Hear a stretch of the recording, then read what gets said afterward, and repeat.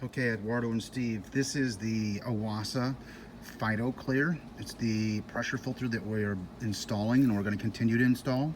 One thing you should know with this is the fittings are all usually geared towards 1.5 inches. Now, that's great when we're running 1.5 inches, but as you can see, this is a different hose. It doesn't go to the filter. The filter is actually off these little 1-inch things. So then I gotta make connections here to step it down from 1.5 inches to get there, and I have to have no leaks. So this is what I'm doing. This comes with it. There's your O-ring. I bought this little piece of 1.5 inches. It's only a couple feet long. You can get those at Home Depot. Cut this piece off. There's my nipple.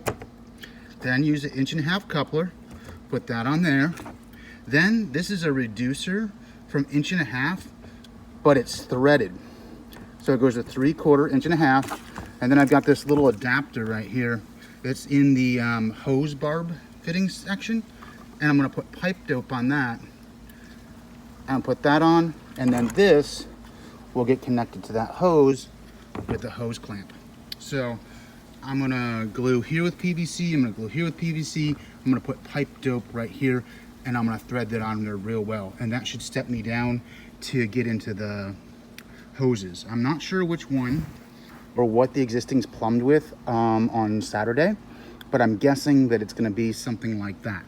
But all these things you can get at Home Depot. That's why you're gonna go there first, assess the situation, and see exactly what you're gonna need. I have a PVC cutter. You could use a hacksaw. When you make a nipple to sit in here, you wanna measure, it should be about 2.5 inches. If it's 2.5 inches, it's gonna be a perfect fit. Also, make sure that you have the Christie's hot glue. And then this is pipe thread sealant, which we call pipe dope. So that's what you will need to retrofit that filter.